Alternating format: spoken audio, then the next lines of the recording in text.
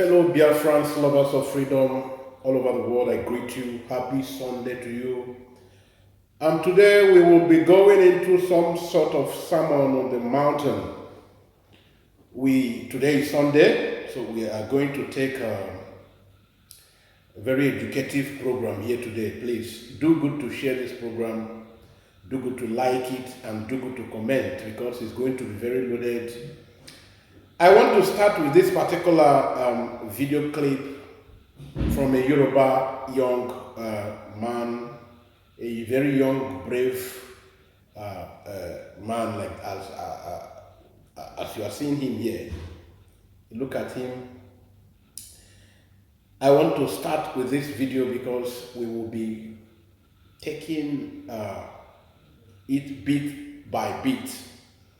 Then from what he said, now we are going to look clearly into the history of the war, the history of the Nigerian Biafran war, what really happened, why a lot of people have hated on Igbo race all along.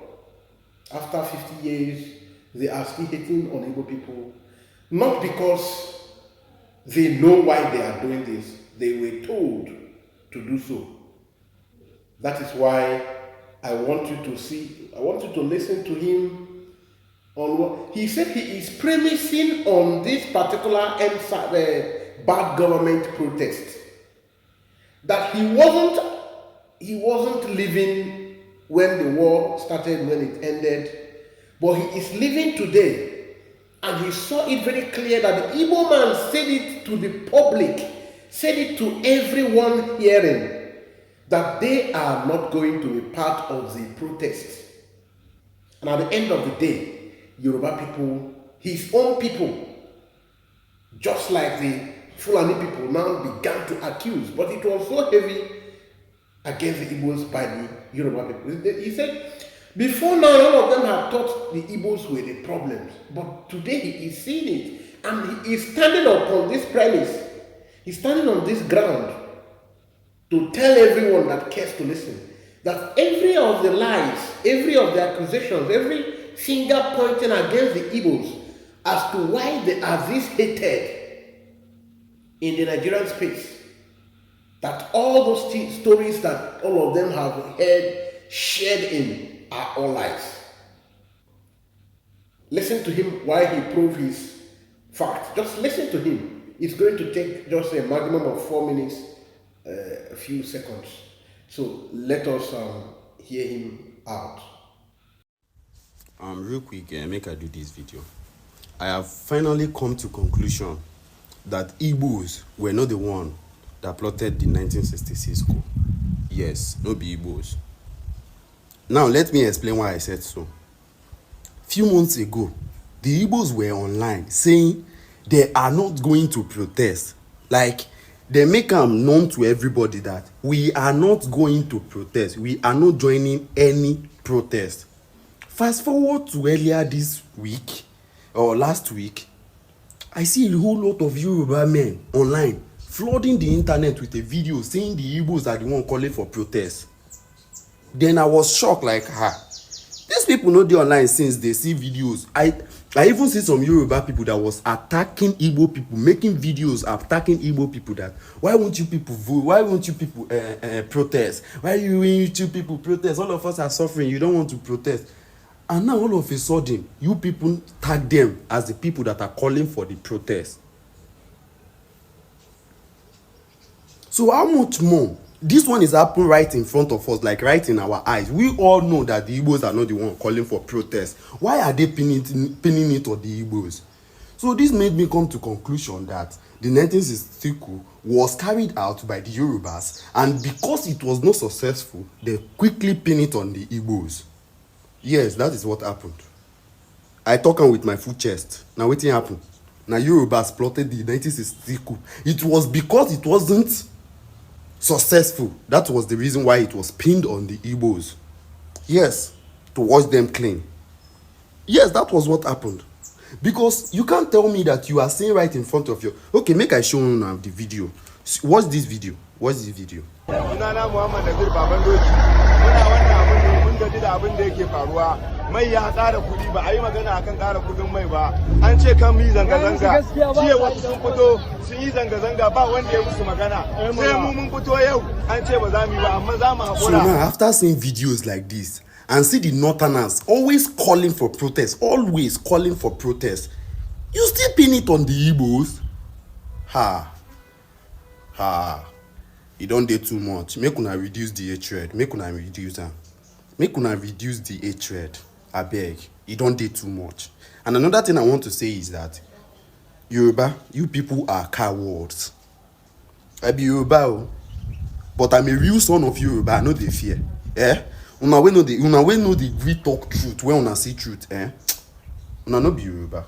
Now una be that bastard wey una dey always call me. Una na be that. Are you people scared to face the northerners? Okay, now Igbo people, na hand feel rich. Now why una dey always call out Igbo people? Una no dey see all those northerners wey dey call out for protest. Wetin una don do? Nothing. You have done nothing to that. But you are quick to call the Igbos are the one calling for protest. Igbos are the one calling for protest. When Igbos call for protest? When? How? Where? Just like that, Igbos are the one calling for protest. Una need change this mentality wey una get, wey una want dey pin or every bad thing wey dey happen around the world, una want pin am to Igbo people. It's no good. Make una stop am. This one now, una no go feel like say una no see am. Igbo don talk since day one say dem no dey protest. The northerners are the one calling for protest. Go and meet them. Stop doing as if you don't. Face your fears. The northerners are the one calling for protest. Face your fears. And the most delusional thing I've heard any Yoruba man saying online is, if it's Igbo man now, they will not protest. If it's Hausa man now, they will not protest. It is because it's Yoruba man that was there. That is the reason they want to protest. I want to ask a question.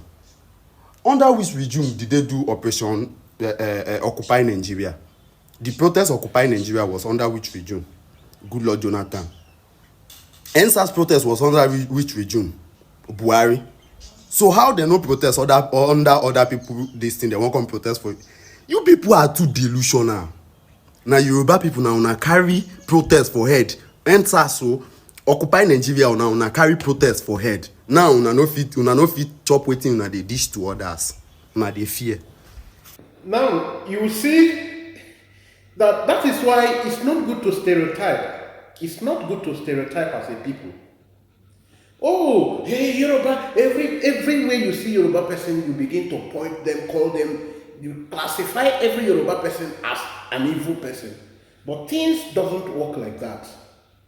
Things don't work like that because there are exceptions.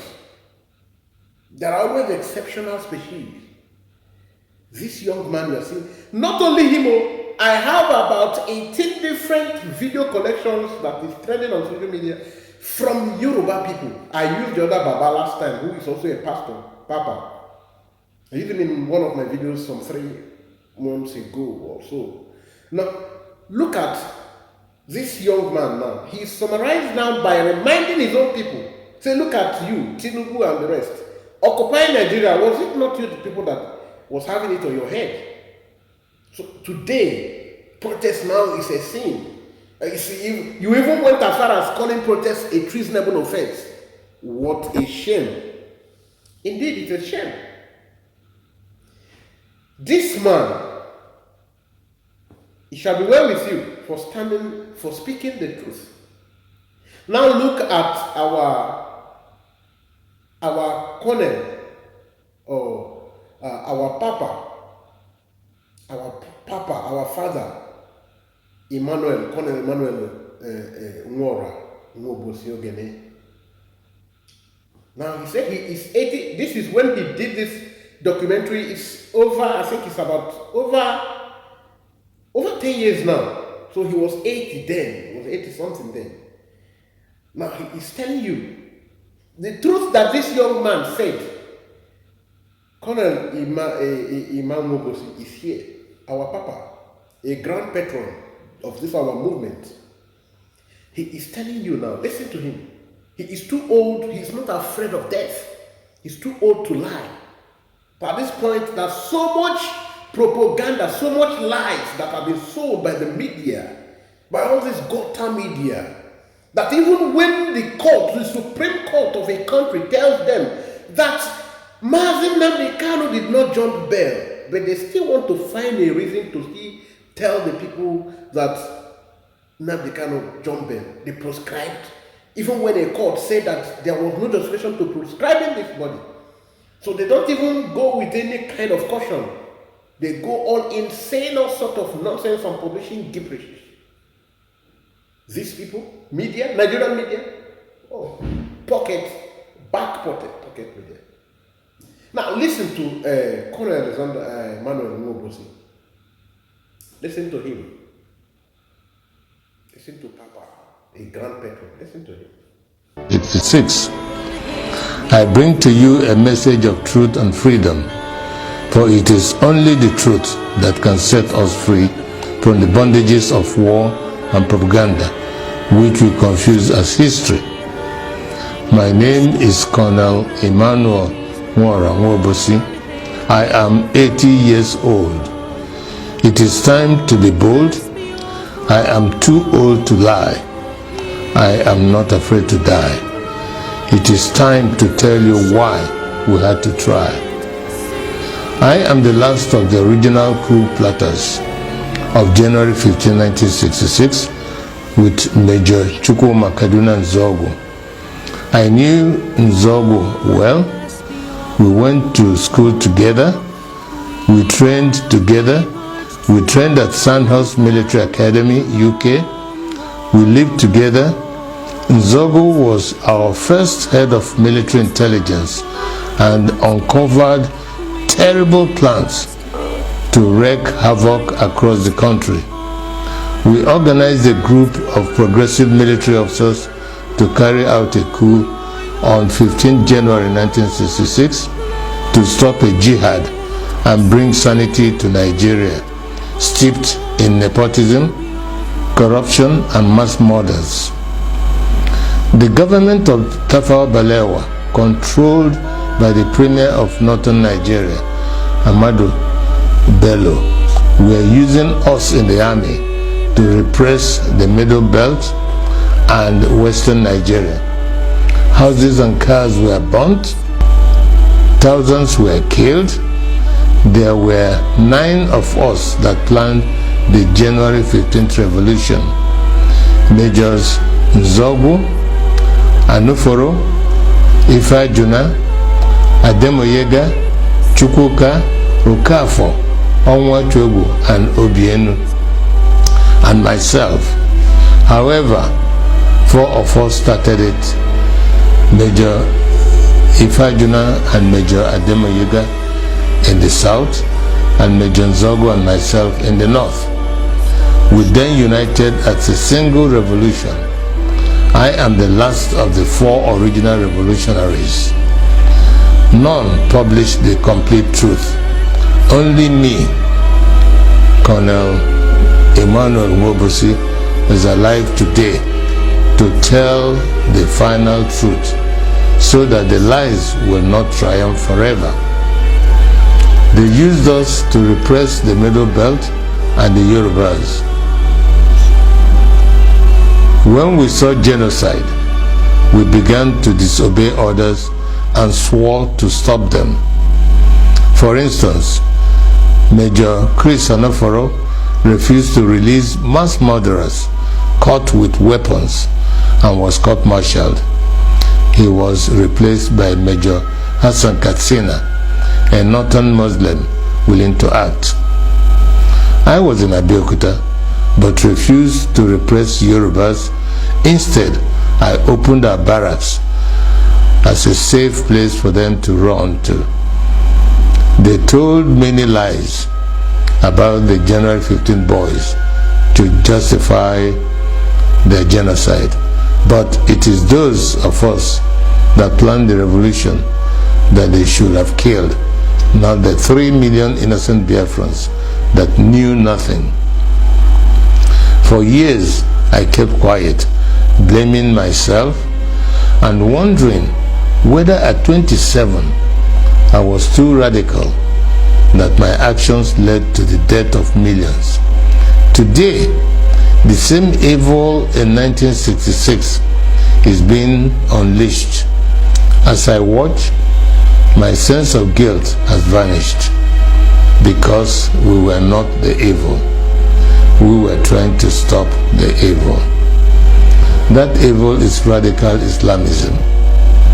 I have decided to speak out and warn the world of the impending disaster if we do not stop it. Each time radical Muslims plan a jihad in their religious mission to conquer the world, they will fail. But in the attempt, thousands and even millions will die. That happened to us in Biafra.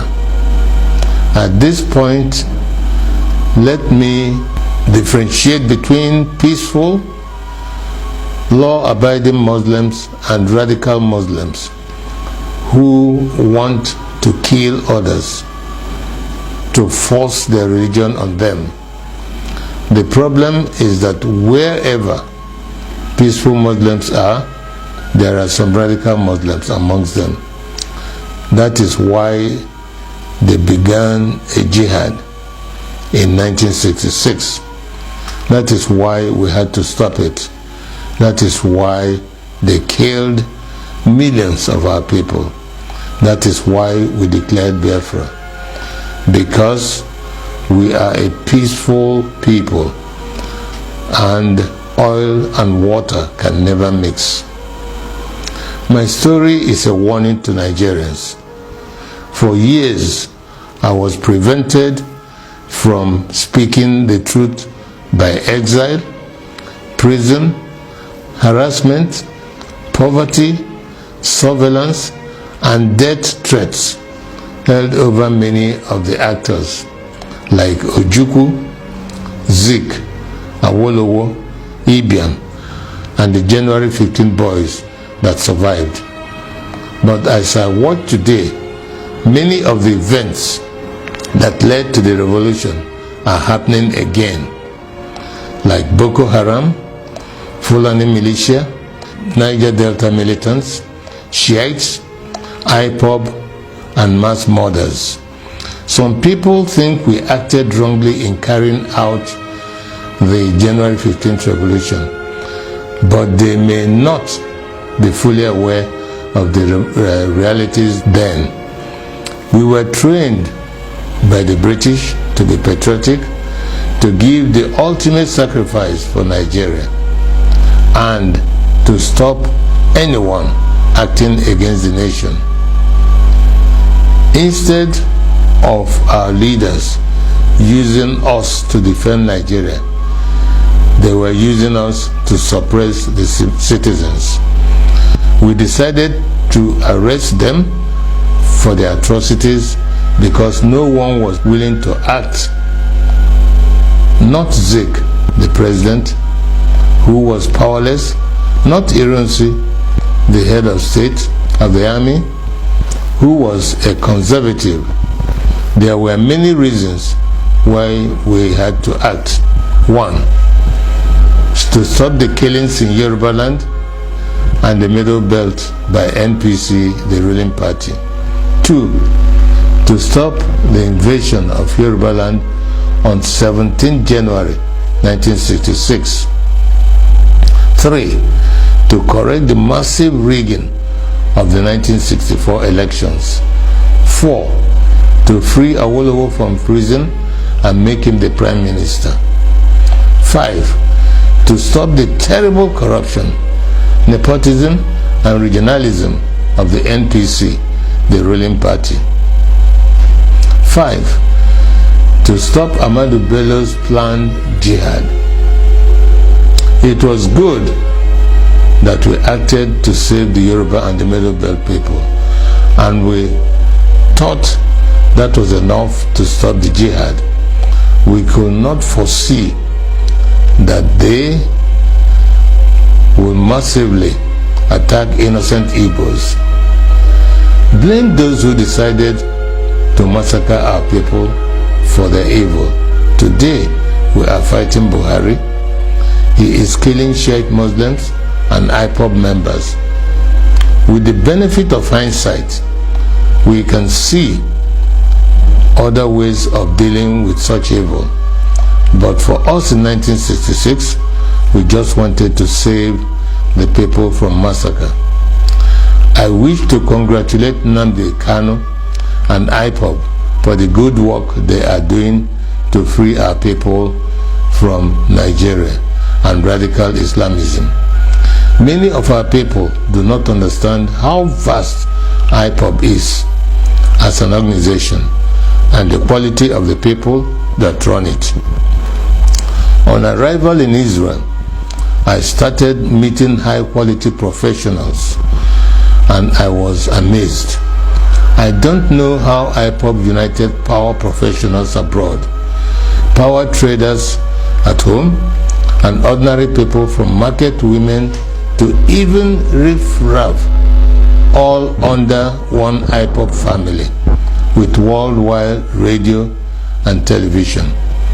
Every Igbo and Biafran should be proud of them. They are the strongest force we have today to achieve freedom for all Nigerians. No wonder they can take on the Nigerian government and win. However, it is money that makes things work. I shall donate 10% of all the profits of my new book to IPOB. It is my tithe to freedom. Tithing is God's tax to raise money for the government of the children of God. I urge you all to regularly do the same so we can have the resources to achieve our objectives. On this day of 15th January 2019, the anniversary of our revolution, I want to hand over to Nnamdi Kanu and IPOB the baton of the January 15 boys, to you to complete the revolution we started. I am Ogene Obosi, a chief and elder of the Obosi people. I bring to you the blessings of the ancients. I fought for Biafra. I was wounded for Biafra. I shall die for Biafra. He said,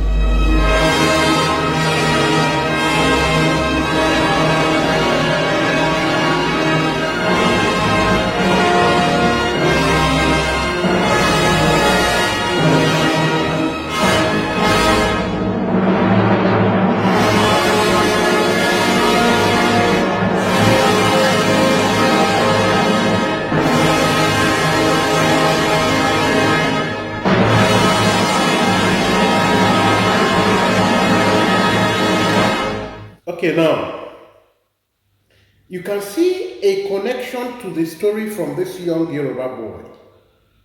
You can see the connection. He said he can swear with his life that Igbo man was not responsible for that coup. And at the end of the day, you have seen the percentage. The Igbo man was not up to 30% the constituent of the people that moved that coup.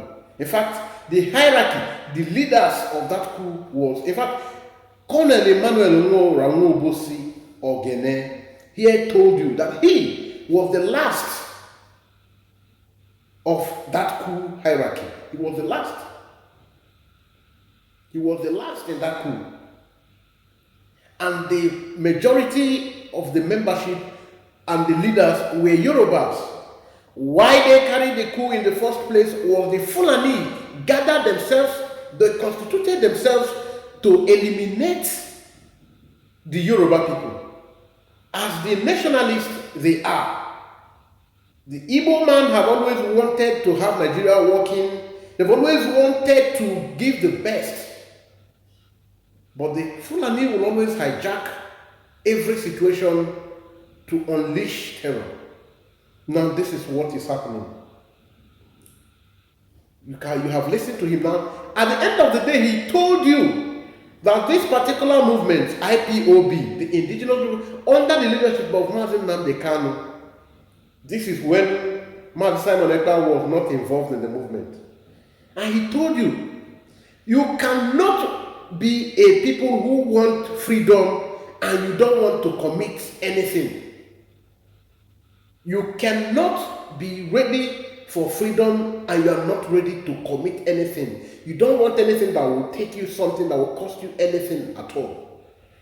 He said that these are the strongest he has ever seen.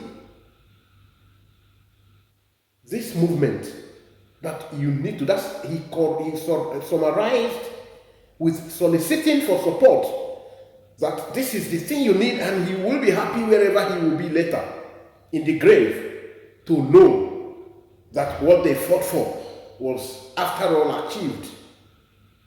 Because he said he's proud of being a war veteran for good, not for bad. In the interest of every people that you enjoy today, you admire today, you celebrate today, call them America, call them Finland or whatever, they fought to become what they are today. And it was not with the bare hands. There must be resources to sponsor whatever you want to come to fruition. That's what he's saying. Now you connect to this other Yoruba sister. This woman said in this protest that just ended, that she was threatened, she was bullied because she protested that she can't feed well, that the people around her can't feed well, that the government that promised them heaven on earth, not even the Agbado they were hearing of, they cannot even see the Ewa, they cannot see the Agbado, they cannot see anything at all. They cannot even transport themselves to workplaces, to their places of work. Because she protested, because she exercised her rights. No wonder Marvin Nnamdi Kanu have been so kept behind, punished even before judgment. No wonder that this is what it's all about, clamping down on the people who are innocent. She also pointed out that because they thought that she was Igbo, that's something, the same topic. You are yet to see something. I'm showing you, because of, if I begin to add up all of them, maybe this video will last for 4 to 8 hours.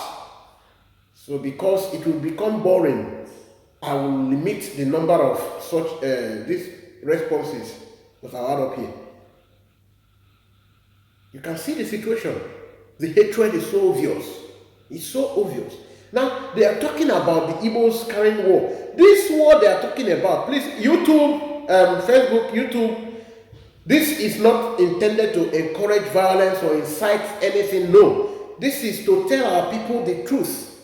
We are not inciting violence, we're not inciting terror, but we are revealing the truth that will help our people, that will set us free from the lies and propaganda that we've been sold for ages.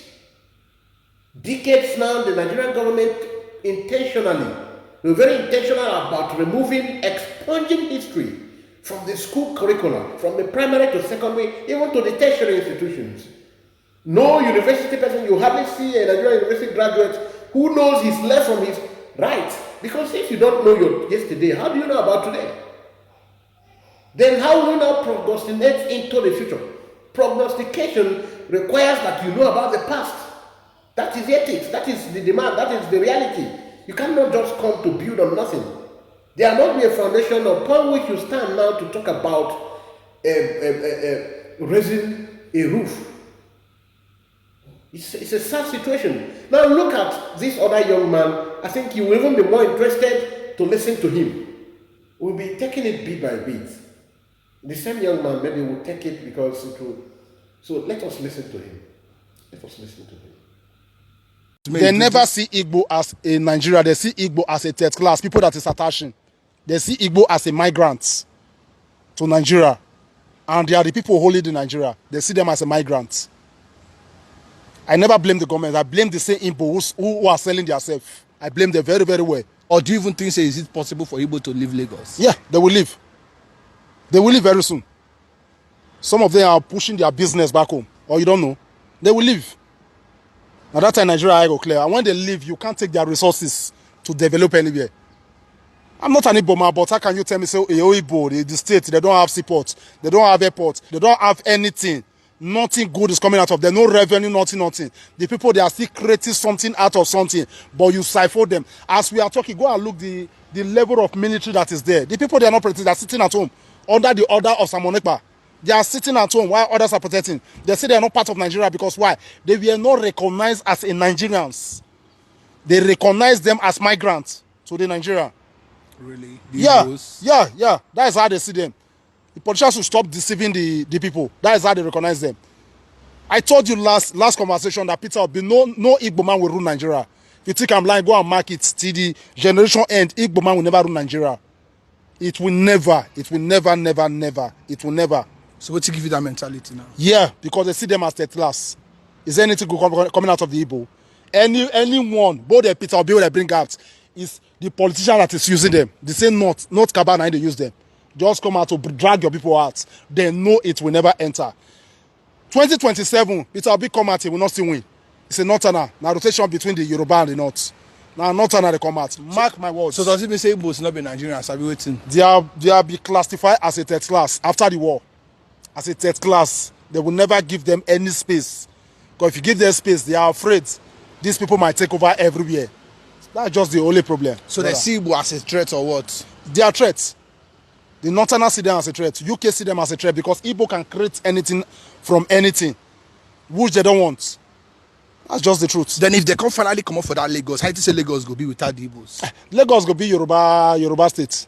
Lagos is a Yoruba state before. You go see it happen like the way business. Nothing. Everybody's going back. Waiting are they go do for Lagos again? I never think of going to Aba or Nisha, go start business or do something. What did they go do for Lagos? What is there so special in the Lagos? Is it not the celebrity and the houses and the international airport and the seaport? That is all about Lagos. Is there anything there? Go look Lagos. Now there are people in the suffer plenty pass. Beggars now there plenty pass. Right from international airports. Go there and see with your eyes. Go there and see. My brother, these people are not needed. Stop killing them. Give them freedom. Give them permission to live as a human. Give them an opportunity to rule. But since you refuse, okay, let them go. You say no. Let them be. You say no. So why are you holding them? Is it because of their oil and one or two things? Brother, let them go so that there will be competition in all the states. But let's say that if Igbos now get this seaport or the international airport from that eastern part of Nigeria, so you say at least things go do more better for that. If Igbo get all these things, some of your business when they go Nigeria, not go land for Lagos. If you the same motor go Nigeria, not go land for Lagos. It will land very close to your state. The place will develop. Money will be coming. Many things will be happening there. Or you don't know? Give them the British space. Let them, these people, they are the China of Africa. They are the Japan of Africa. Give them space. Is there anything Nigeria is importing that Igbo man cannot do? Is there anything Nigeria is importing today that Igbo man cannot do? My brother, let's be reality. I'm not an Igbo man, but I'm telling you, the hatred and the way they are doing these people is too much. It's too much, brother. It's too much. So you go to try to make them let them go? Let them go since you not agree, allow them to be in Nigeria. You don't allow them to rule. You don't allow them to be any of the position. Let them go. Let them go so that there will be peace. Let them go. But It's in the Constitution. Let them go. It's in the Constitution. Let them go. But you know, say some of these Igbo elders and politicians, they support the division of Nigeria. Yeah, because they are eating from the bad governments. They are eating. Just for example, you have the opportunity to be eating. You don't go want to make anybody scatter every you for the heat. They are already eating. They don't care about killing. They don't care about anything going on. They don't care. But does it make a sense for you to tell an Igbo man waiting for Lagos, make come up for Lagos? Is it not in Nigeria? They classify them as in Nigeria. Anything Igbo man talk for Lagos, at last say this will not be no man's land. Omo Igbo, go back to your Igbo lands. You'll be referring to them. But he's a Nigerian. Did they refer them as in Nigeria? Answer real Igbo man. Are you Nigeria? I go tell you no. I'm a Biafran. Forget say all the one that Peter Obi, all of them they do, all of them are Biafran. He did their blood. Forget say they talk we are Igbo, we are the Southeast. He did their blood. He did their blood. The government is aware. Say this thing are blood day. This Biafra matter and our blood day. They know the government is aware. What is Biafra? What is IPOB? IPOB means indigenous people of Biafra. It's the old Biafra. Why do you label them as terrorists? For crying out sake. When bandits and Boko Haram they free. Or Monteku they there. Nobody labeled the terrorists, but he labeled IPOB a terrorist. because an Igbo man. The rest has been free. But Nnamdi Kanu is there. It's an Igbo man. My brother, I'll not be waiting one count here. Go any say when you not see Igbo person for Nigeria. More than 50, 20, waiting happen. You don't ever see a Wusama inside say once. My brother, if this marriage not work, may they let the marriage divide. I'm saying it to the whole world, to those who will see it. Okay. You heard him. You heard this young man. He said that the problem is that Nigerian people keep talking about they want a good life, they want something better, but they forgot that these are the only people who have the capacity to transform the life and the living standard of the people. But he said that there are certain reality that even before the election, he always wished an Igbo man to handle the leadership of Nigerian state. But even he himself, even while he wished that, he knew it will always die as a wish. It's a wishful thought that it will never materialize, because that even when Peter Obi was doing all the abracadabra of campaign and promising heaven and earth, that he knew that it was going, because it's obvious that the Fulani people don't hide it. They just don't talk about it. They talk about it and demonstrate it in action. And they convince their Yoruba counterparts to also follow suit. So this is obvious that is why his only problem here is that he blamed the same Igbos, that it is the same Igbos who made this thing possible. That without the consent of some Igbos, like those who are in the same struggle with Martin Nnamdi Kanu, that is the same people who sabotage the whole cause. The same Igbos. Because if these people don't sabotage what they are doing, that this insult wouldn't be there. Because now it's a case of go, it's not possible. Stay, it's not possible. Go back, go front. They are stagnant. They are stuck up because they have their brothers who are betrayers, saboteurs, even in their struggle. He said that in Africa as a whole, that there is no African person, there's no part of African states that doesn't know that the Igbos are the beacon of light in Africa. He said, this is young man. So you can refer back, maybe you can wind back, or you can flash back. That's what he said. And he knows exactly what he's saying. He said the Igbo man, even he himself knows what he has. He knows his carrying capacity. But it is unfortunate that it is the same Igbo man, that if it is not the Igbo man, that somebody like Peter Obi wouldn't have been coming out in the name of election to distract the struggle that was already going too far, almost to be summarized. That it wasn't that the Igbos also contributed in the self-betrayal, that the struggle wouldn't have, because it was the same people who were in the struggle that everybody has seen, constituting nuisance, creating division among themselves. Where there is one man who is so brave and determined to push until he holds the Nigerian government to a strong ransom, but these ones are busy distracting him, that it is the same Igbos, and that is the problem that he himself is having. Because all of them wish to even have our own state. Since that the Biafran, the Yoruba people, his people, and the Fulani are in a top conspiracy not to have the Igbos, the only people who can deliver Nigeria from the shattered status, the battered, and in the state of nothingness. It's only Igbo man that it will take only an Igbo man to salvage Nigeria. But given that it is not possible that Igbo man will be given the privilege to do this, that he and every other well-meaning Nigerians wish in spirit, in truth. It's only that some of them are scared if they will be able to have visa to come to this Igbo Biafran land.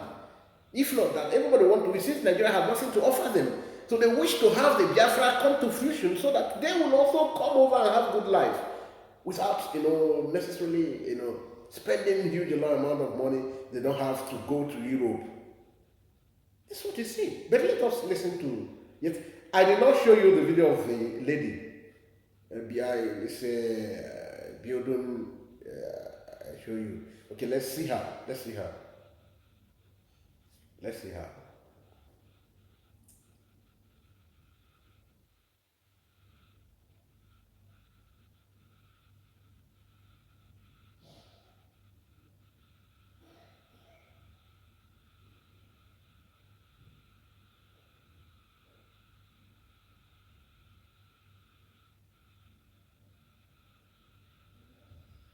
Okay, you can see. You can see that. You can see that.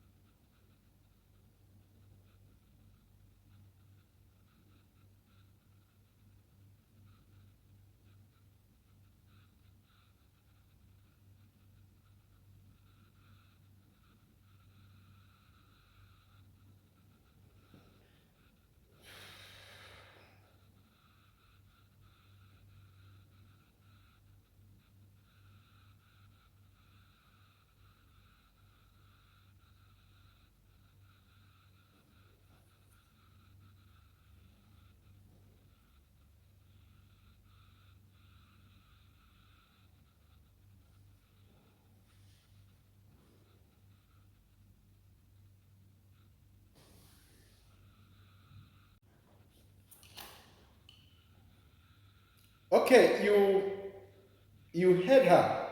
Mrs. Formulayo from Ojota. Mrs. Formulayo from Ojota. Immediately after her own, I put this man you just heard. Now, you heard what this man said here, how he started. He said that every person that is an Igbo man or the neighbors of Igbos, the fourth eastern Nigeria, you are a Biafran. You can deceive yourself, you can lie to yourself. The same way he himself is a Yoruba man, he comes from a particular a clan in that Yoruba land. That he is first from that clan, then from Yoruba land before you can talk about attaching him to Nigeria. So now that the blood in him and the spirit in him, which even if you try to buy, you cannot buy that spirit, is the Odudua spirit. So that you can, that there are a lot of lies. He's the one saying, I am analyzing. A lot of lies have been sold to a lot of Igbo people, a lot of the Ijaw people, the Shekiri, and all the Igbo brothers in the Biafran makeup. That you cannot deny this fact that when they tell you Igbo is landlocked, please, you should disregard it. That they know the truth. That in this Biafran land you have the deepest seaport. That it is a deliberate intention. It is an intentional, not a deliberate intention, it's a tautology. That it's intentional, that the government was intentional about trying to make sure there is no international airport, no international seaport functional. That the Calabar seaport was intentionally locked, which is far better than our Papa seaport. That the Port Harcourt seaport was intentionally. The Ibaka seaport, which is the deepest, that seaport, River Niger also is a seaport. That we have surround. In fact, he said it's politics. They would have made the River Benue, they should have had a very big seaport by the way, but it is politics. He said you should forget about all this politics. That when you people succeed, that you will know. Your economy will be one of the most envious in the whole world. The message is passing. But let's listen to him again. He is the one still to talk. Let's listen to him. I said, after the Civil War, I said, if assuming, see, naturally in Nigeria, the poorest people in Nigeria are supposed to be the Igbo people. It's a fact. Because you give some of them 20 pounds. Properties have been destroyed. They have nowhere to go. But God bless them. As from their leaders, especially from I know Anambra very well.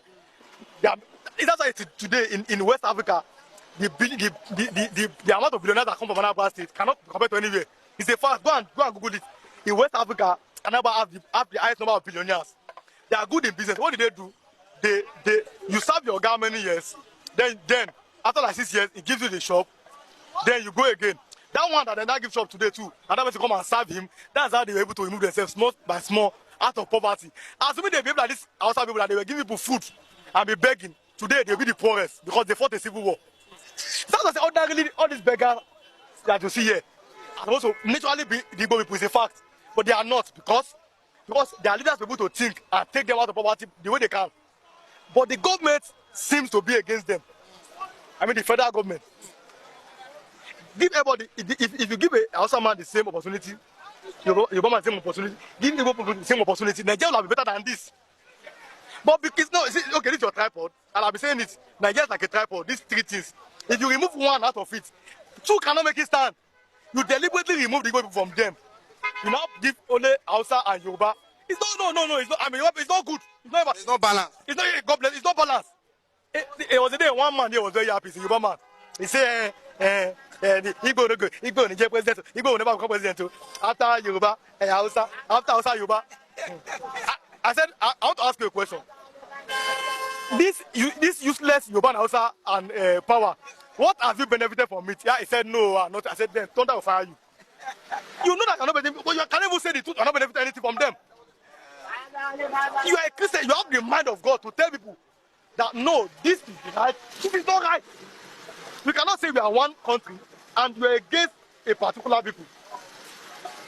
No president to become president is wahala. Let me give you an example. In Nigeria, go and check it. Every unitary school, If a Yoruba man, a Yoruba, Hausa, and Igbo man want to write an exam, it's a fact. Unitary school, Yoruba man will get, he must have like 200 marks to be admitted. Igbo man like 200 marks to be admitted. Hausa man like 50 marks. I'm telling you, this is a fact. In unitary school in Nigeria, all of them. Now, if after somebody 200 marks, another 200 marks, another 50 marks, they now go to school. If there's now a job in federal civil service, in NNPC, in CBN, and all those things, the first person to be employed will be that person that have 50 marks. I say the country should go forward. Stop deceiving yourself. Never, oh, let us pray for Nigeria. You cannot pray for a goat and the goat will now become a cow. Pray for Nigeria. You have been praying for Nigeria for so many years, and it's not working because there is no justice, equity, and fairness. Until there's justice, equity, and fairness, then the country can thrive and move forward, and people will see that, oh, Nigeria is working. But for now, there's no justice, equity, and fairness. People are just deceiving themselves. You understand? There's no justice, there's no equity, there's no fairness. People are just deceiving themselves. I don't deceive myself. I'm a kind of person, I tell myself the truth. My father used to tell me, if somebody is deceiving you, it's better. But you don't deceive yourself. Don't deceive yourself. Nigeria cannot work like this. Yeah, you are sidelining a major tribe, and you are making sure that they don't get to power, and by putting incompetent people in power. In 2015, and I told people, and this election, if you make mistake, Nigeria will never recover. I said I don't fear anybody. No, it's Barry. The reason why they were against Jonathan was because Jonathan's name, he said his name is Goodluck Ebele, Azikiwe Jonathan. Oh, Jonathan is like, I see he's not an Igbo man, it's a Niger data. No, that is an Igbo man. Make we come out time. I said, my hand not there. And they know me, my hand is not there. Even when they went to Ojota to protest against him, I did not go. They know, I said, go for me. I know they follow useless people. Now, they remove him and put a man that ordinarily cannot be a local government chairman, that does not have the brain to even be a security, a megad in a bank. You put him as the president. Look at where Nigeria is today. Because of tribalism. I know that Buhari will not do anything, but Shibanjo, now Yoruba man, is his vice. You don't vote like that. He said, no, look at the problem now. The 2023 came. This is the best time to change the Nigeria. I said, this time around, very simple. Competence, capacity, character, and commitment. Peter Obi, let's go. I was telling, let's go, please, let's go this time around. And I don't collect money from anybody. Just vote for mine. I know, Tinubu na Yoruba man, but now our own person, I said, no, don't do like this. And no, nothing will happen. I was in the bus when I was campaigning. When that old man said, I would rather die under Tinubu than to enjoy under Peter Obi, I was in the bus. One man said it in this place, said, I know that Tinubu cannot perform well, but I would rather vote for him than vote for an Igbo man. The other man in my compound said, Igbo people cannot be trusted. I said, if there's any tribe that can be trusted in Nigeria, I swear to God, I'm speaking from the bottom of my heart, it's Igbo people. Do you know why? They are everywhere doing business.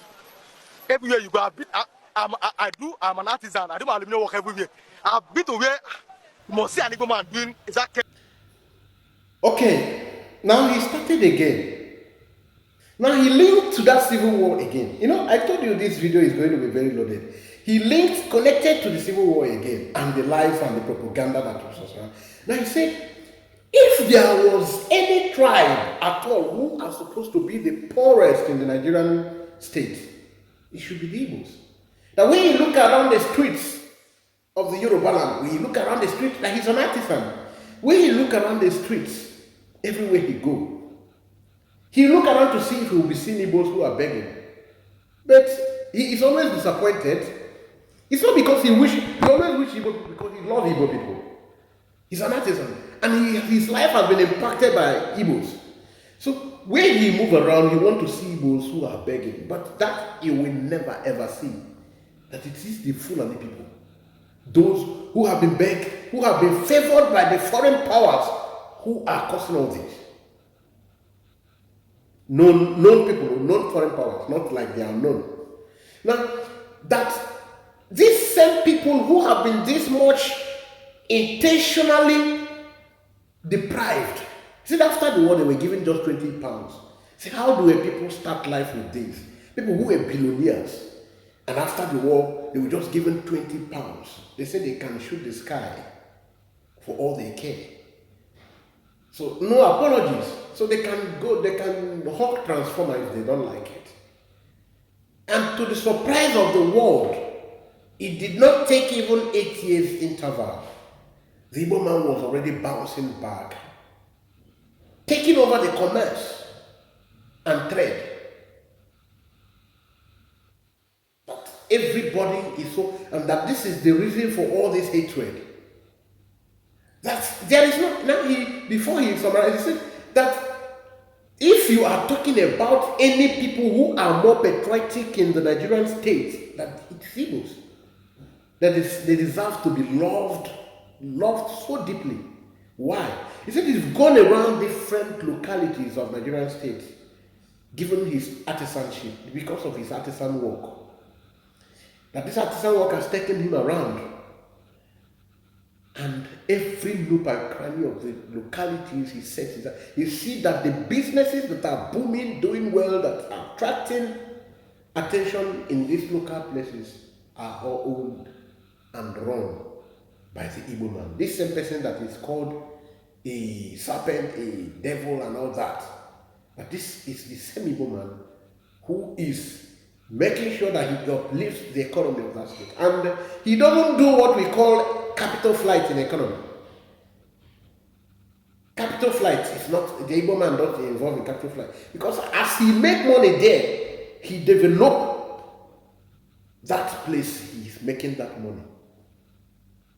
He don't involve, an Igbo man doesn't involve in capital flight. That's why every country, all countries in the world wants them to come into that place. They are most wanted. But that most wanted is not a good thing for us. We need to build our own home. We need to bring Japan, we want to bring China, we want to bring America here in this our land. And it is very possible, very easy. The process, the road to it is not easy, but after the statehood has been declared, has been recaptured, it's very easy. It will take 10 years, you see all this. That is a Yoruba man. You are listening to a Yoruba man. Continue to listen to him. You will hear from him. Listen on. I'm an artisan. I do my living work everywhere. I've been to where you must see an Igbo man doing, is that chemist or something there? He said, no, that same one now is complaining in the compound. Yes, now. Maybe I told some of them now, they said they want to come and join the obedient movement. And I told them, if you want to join, they see the line. I'm just a spokesman, I'm not anybody. So if you want to join, just make sure that you are working. But if you don't have work, they give you a mala and 5,000, you vote under Mumu again. So vote this time around, don't collect money. Make sure that things are going well. I'm telling you, I know what people are facing. No, me and that one, I see all those ones I want them. Poverty, insecurity, inflation does not know tribe or religion. I told them. Even Buhari that we say is the worst president is not better than our human beings are not missing Buhari. I said if we can miss Buhari in Nigeria, that means something is wrong. Is it not like that? As I was coming from my house one day, 3 people came to meet me. Thank God, come, sir. Come. Obi and Atiku want to join together. I say, hey. What's the problem? Say, I beg. Make them join together. I say, hey, good morning, no. This one, good morning. I want you here. I told you in this place. You kept calling me, oh, you're a bastard. You hate Yoruba, you're a bastard. I'm a Yoruba person, but the truth is the truth. Let us see the truth and say it. Now look at it.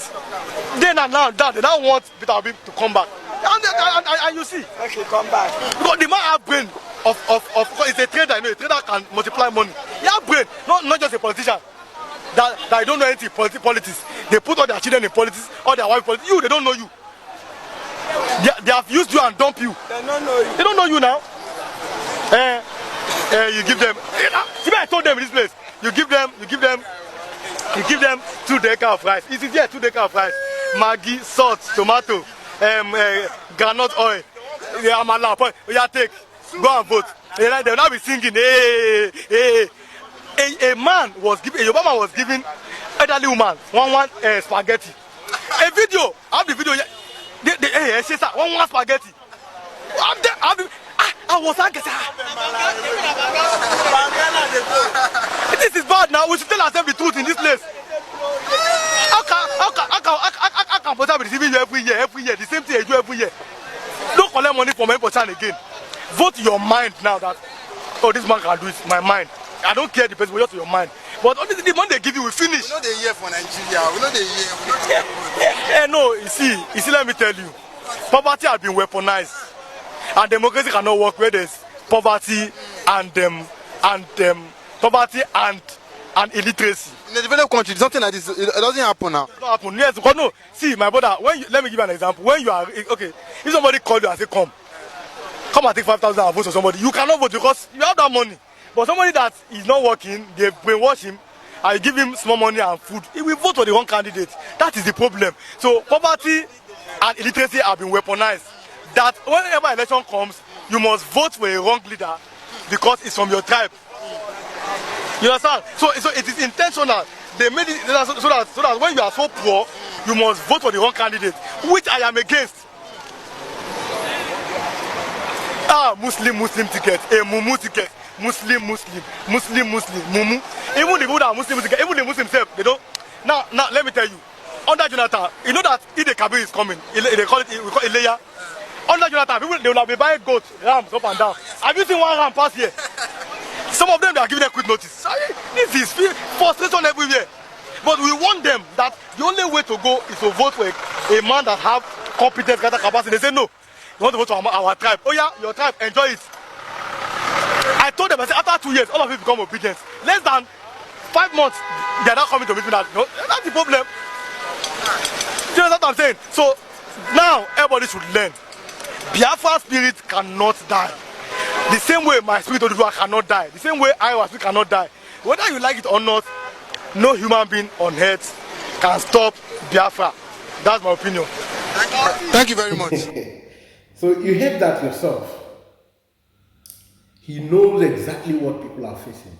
A lot of his Yoruba people, they voted on tribal base, not on competence. In fact, he said, in all these different clips I have played from him particularly, he said different people have come to him. Those who accused him of sabotaging their Yoruba cause, not voting Tinubu, rather was campaigning for Peter Obi. Today, all these people are coming back to him. Now they say, when they see Peter Obi with article, they say, oh, this time they're going to... Now he told them, make sure you get something doing. That it's an Igbo man. He's not going to share you money. He's not going to share you money, but he's going to give you a future. So you better get something doing. He's going to give you a future, but just have something you're doing. Find something for your hand, do it. He said, under Jonathan, who is not fully an Igbo blood, just because he had a touch of Igbo name there, that Jonathan was so sabotaged that Tinubu and his Yoruba people had to lead a protest against Jonathan. Today they are crying for the same protest. He said nemesis. He said nemesis.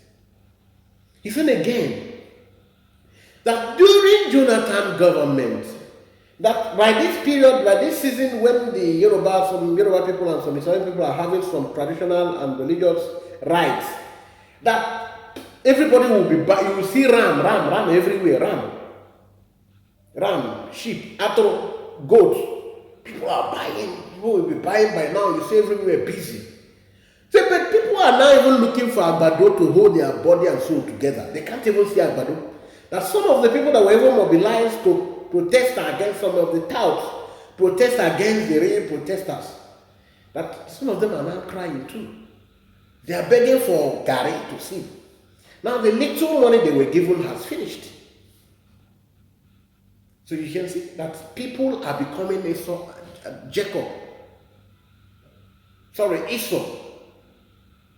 who sold his birthright for a pot of porridge. It's so annoying, it's so disheartening, but it is sweet.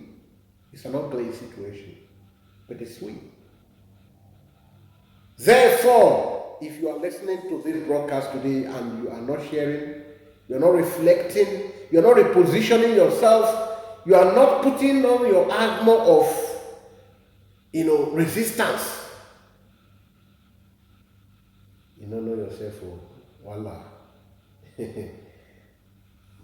If after this measure of this magnitude of gospel so preached this day, then there is a problem with you, a serious problem that I cannot handle. Maybe you require the attention of your physician. Really? Nothing happened. It was a peaceful demonstration. Only for us to get to this place where the boys were telling us, what do you come to do here? You, Omo Igbo, you came to Yoruba land to do this. He was threatening me. Even if I'm a Omo Igbo, am I not in Nigeria? Am I not in Nigeria? Even if I'm Omo Igbo. Is that a threat? There is no any security personnel there around us. None of them is here. They are far back behind us here. They are far back behind us here. They are here. We've not seen any of the security personnel. So they want this to happen before they will now come. They will now say they had bad government people. They've started in Ojota. Is that what they want?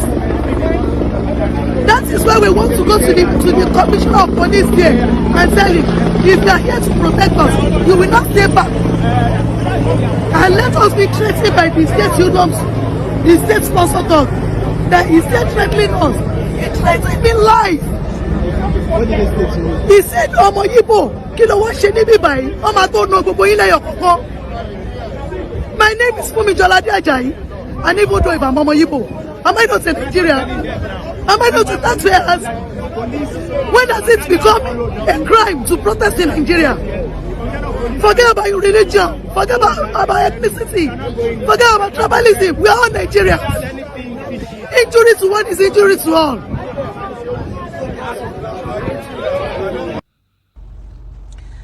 I don't mean to be rude. I don't want to be rude to anybody, and I don't want to disrespect anybody, and I don't want to insult anybody.